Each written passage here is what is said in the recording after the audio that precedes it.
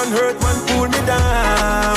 Never. You know, I've watched you. Sometimes our people disagree with you, but I mean, I understand some of your approach. I mean, sometimes we take a hard bite. It helps us as politicians. Nowadays, when I listen to you, I even panic. Why? Maybe, hey, Why do you panic? the way you, Papa, you know Papa. Figuratively, he bites as hard as he can. Okay. And of course, when he puts his fangs into you, you certainly feel it. I think it pretty much. Watch Johnnie's bite. Johnnie's Bite. Johnnie's Bite on Sunrise. Johnnie's Bite. Johnnie's Bite on Sunrise. You know, I've watched you. Sometimes our people disagree with you, but I mean, I understand some of your approach. I mean, sometimes we take a hard bite. It helps us as politicians. Nowadays, when I listen to you, I even panic. Why? Maybe, hey, Why do you panic? the way you, Papa, you know Papa. Figuratively, he bites as hard as he can. Okay. And of course, when he puts his fangs into you, you certainly feel it. I think it pretty much. Watch Johnnie's bite. Bismillahir Rahman Rahim. Alhamdulillah Rabbil Alameen. Hasbunallah wa ni'mal wakil. The Lord is my light and my salvation. Whom shall I fear? And yea, though I walk through the valley of the shadow of death, I will fear no evil, for you art with me. Thy rod and thy staff, they comfort me. Thou preparest a table before me in the presence of my enemies. You anoint my head with oil. My cup runneth over, and surely goodness and mercy shall follow me all the days of my life. And I will dwell in the house of the Lord forever and ever. Amen. Assalamu alaikum. It's Friday. Welcome to Johnnie's Bites and Juma Mubarak to all our Muslim brothers and sisters. And a big thank you to Sunnah Fashions in Tamale for my outfit. 0246590162. 0246590162. Yesterday, I saw a very depressing video of one of the voices and the faces that I play on Johnnie's Bite. And in my estimation, he is one of the few voices who is able to live like the biblical prophets to say, thus says the Lord. He will tell you the way it is. Reverend Dr. Prophet Kofi Odro. And he was not too happy that a letter had been written to a media house to say, by a political party, to say, don't put this person, don't talk about this, don't talk about this, don't talk about that. To the extent that even a program that is well sought after has been taking off the belt, which people have been locked on. And then now all the other places that is going to solicit for whatever, they say, oh, you can come, but you cannot talk about the government. But it was Nana Addo Dankwa Akufo-Addo who told us that he will be working from the party office at least once a month. So I get the sense and understanding that he is working from the party office.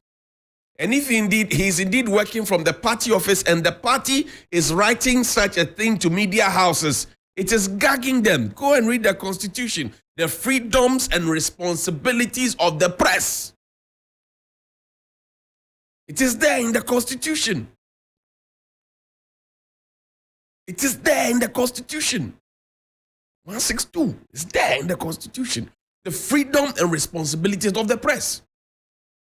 So now, a man of God, a journalist, people who have voices cannot even ask the questions and cannot say, you promised us this and you have not done that, so why have you not done it? We can't ask the questions. But it was the same president who said that he prefers a noisy media. He said it. One, he will work from the party office. Two, he prefers a noisy media. So what changed? Is the party not aware that the man who made these promises before he became president, and even after he had become president, he re-echoed those thoughts, is still the man who is president and leader of the party? Has the party forgotten? Because I remember. So the pastor has been taking off because he speaks truth to power. He has been taking off. Is it gagging the press? I don't know. Is it gagging public opinion? I don't know. Please show me the tweets.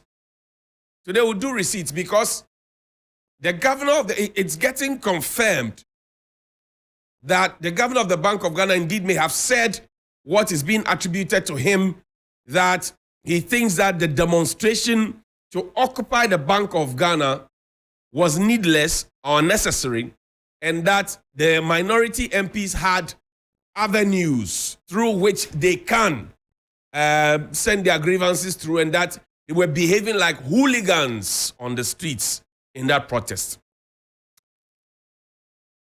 22nd July 2014, Gabi Asare Daku. I think the next occupation must take place at the Bank of Ghana, specifically to petition the governor to depreciate himself entirely from the scene. I think the next occupation must take place at the Bank of Ghana, specifically to petition the governor to depreciate himself. Our city has been so depreciated, but nobody is asking for the governor of the Bank of Ghana to go. Hashtag Occupy BOG, hashtag Occupy Central Bank, hashtag sack Wampa. This was under Wampa. What was the exchange rate at the time? Was it around 3 cedis, 4 cedis, thereabout? And we had cause to say somebody should be sacked. What is the exchange rate now? 12 cedis, 11 cedis, 50 pesos per dollar. Will we get the same tweet? I don't know. Show me the other receipt. There's another receipt. Dear President Mahama, this is from Kojo Oponkroma, 25th September 2014. Dear President Mahama, where there is a will, there is a way. If indeed we are committed to saving money on the multiple registration exercises, we ought not to sit silently or make occasional speeches as the NIA gets ready to spend an extra $115 million on new registration cards. Mr. President, take the bold steps, lead the necessary legal reforms and executive instructions that ensure that the EC, the NIA, and Birth and Death Registry will henceforth have a common register. We can't keep allowing such duplicated spends only to run to the IMF to ask for help. It sounds like we are running in circles. Towns, KJ. With the benefit of power, 7 years on, have we been able to achieve this? Brilliant idea from a brilliant young man. Have we been able to achieve it? Show me the next receipt. Gabi Asare Daku, July 22, 2014. He says, I gave one of my very rare radio interviews last week, contributing to the finance minister's mid-year budget review. And I made the point that the reshuffle that took place will mean nothing. That the man must go. The man that must go is Wampa. That's the governor of the Bank of Ghana at the time. Any central bank boss who brings in measures against popular advice. Listen, any central bank boss who brings in measures against popular advice to resolve a crisis, and those measures end up worsening the crisis as warned by all of us. One, only to be forced by his own folly to backtrack half-heartedly, has lost the authority to determine monetary policy for us. He is bad for the city, bad for business, bad for the average Ghanaian, bad for the economy, and bad for Ghana. He must do the city a favor and go. Time to spend more time with your family to pave way for a more competent person to spend time on the city. And at the time, I'm telling you, the city and to the dollar ratio was not even up to 5 cedis. Today, we have gone past 11 cedis, 12 cedis. Let's see what he thinks today. Today, he says Ghana is an interesting country. Same person. He has not died. He lives. And we have heard that and from Frimpong Boateng and from Martin Amidu and from many other people that he doesn't serve in government. But mention the PDS deal, you find him. Mention the Japa deal, you find him. Mention Galamsey scandal, you find him. Mention making calls, big calls. He doesn't serve in government. Today, this is what he thinks. He says Ghana is an interesting country. All across the world, the economic crisis of the last couple of years has seen central banks stepping in to do what is necessary, even if not orthodox. So he's talking about the printing of money, on the blind side, supporting government to be reckless, to borrow unnecessarily, for the lender of last resort to be insolvent and yada, all those things. To use millions to do car repair. He's talking about those things. Now, he says, if not orthodox, under a very difficult situation, to rescue national economies, except in Ghana, where parliamentarians, including economists, lead a protest to bastardize a governor and his team, who should rather be commended for exhibiting the highest sense of duty and patriotism. We are too eager to overwallow in negativism as a positive way of showing love for the country. Hey, Nipaya Cobra. Nipaya Cobra. Nipaya Cobra. Nipaya Cobra. Dread. 2014. Kojo Ponkruma. Gabio Tredako. And 2023. You see the disparity in the thought pattern. When the city was relatively doing well, the city now is Pakistan. If the comparison of the strength of our city to the major currencies in the world, it's heartbreaking. He says that even if things are done at the time when he was asking for the head of Governor Wampa, things were being done in the orthodox manner.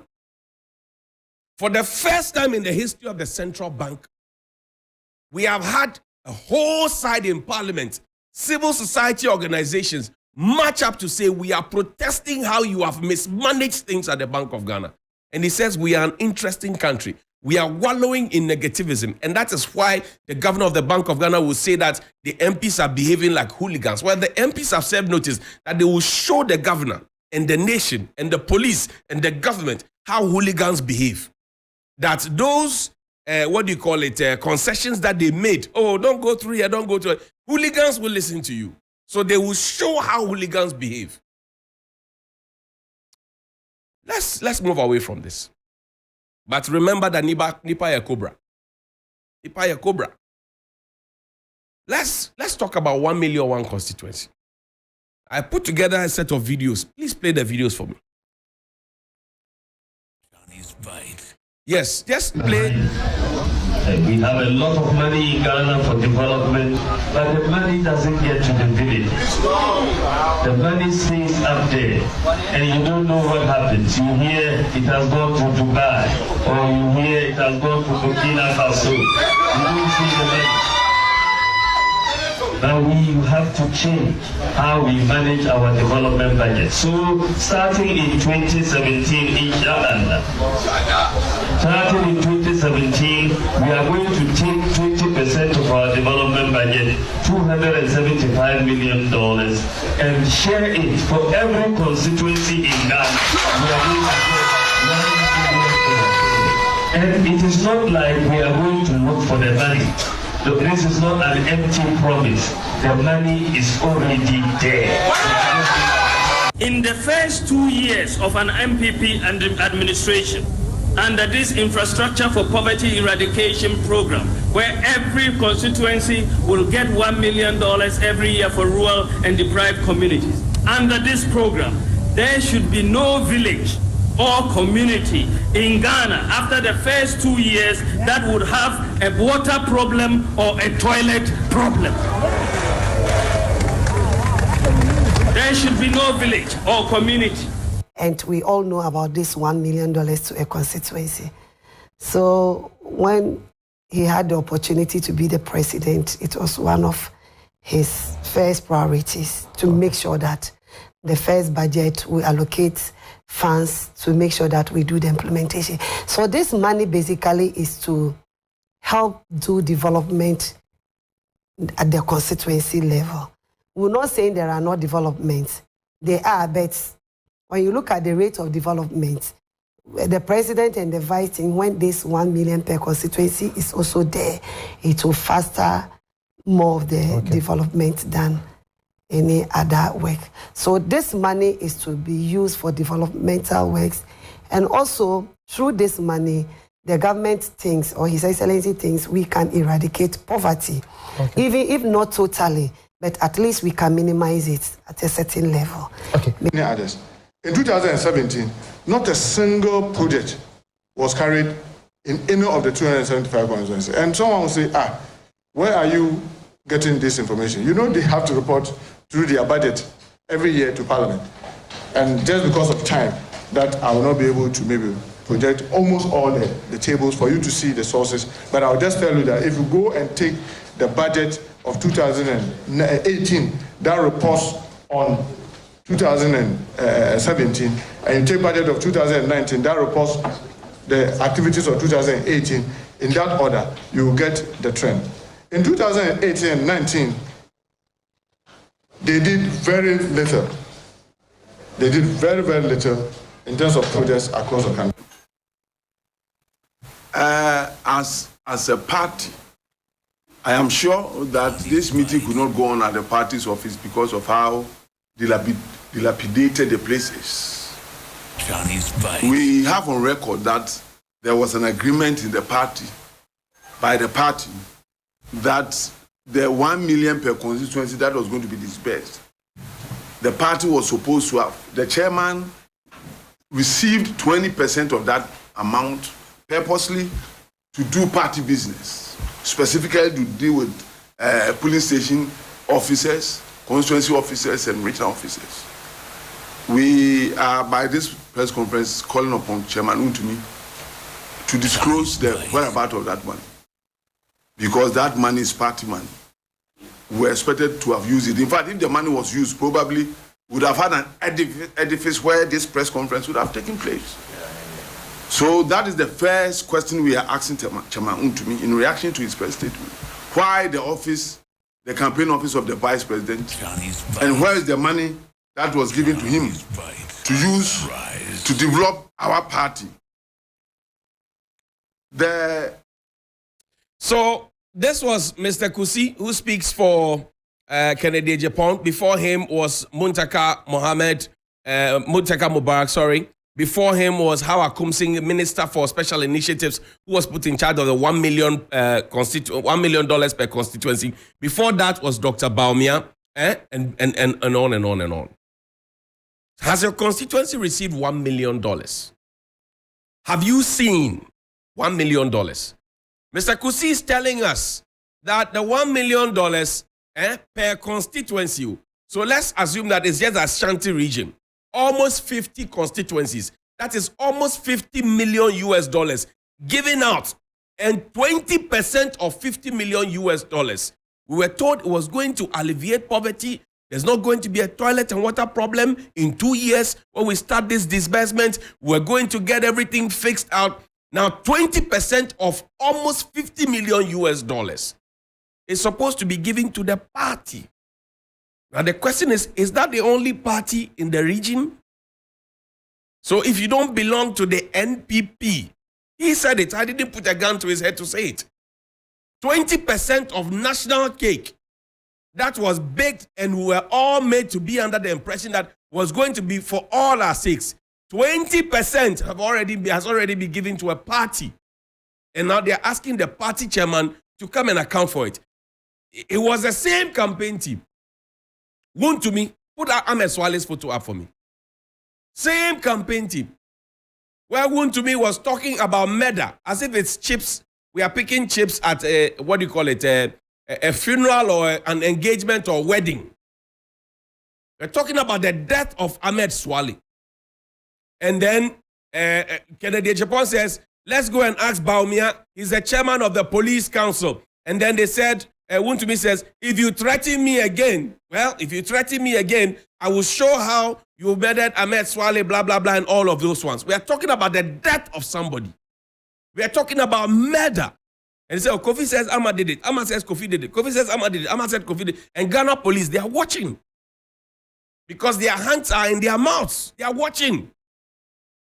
Let it be Sixtus and Johnnie Hughes, who discussed the murder of Ahmed Swale and say, Sixtus, you killed Ahmed Swale. Sixtus says, Johnnie, you killed Ahmed Swale. Ghana police, Dampari, will send people for us. Today. Both of them have come. The tapes are there. Both of them have not been invited by the police. The police has shamefully not issued a statement to that effect. and the poor man's family still doesn't have closure to the matter. Put Ahmed Swale's picture up for me. What was he investigating? Corruption. Same corruption that the government said they will fight. Same corruption that has been mentioned here. That 20% of 1 million per constituency. So maybe your regional chairman in Greater Accra, your regional chairman in the Bono region, your regional chairman in the Savannah region got 20% of the 1 million per constituency. That was supposed to build the toilet, the school. That was supposed to fix the road, borehole. That was supposed to give soft loan to market women, etc. All of those 20% was given to the party.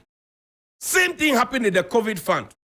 Felicity Tete, Northern Regional chairman of the MPP, she said that she was given 100,000 cedis of COVID money. The party has not had the dignity to respond to that. Shamefully. 100,000 of COVID money. When people were dying, they couldn't buy face masks, they couldn't buy sanitizers. In fact, NCCE were complaining under Josephine Nkrumah that they couldn't afford certain things. We have money to give to party. Where is the trust? Where is the love? Nipa Cobra, good morning.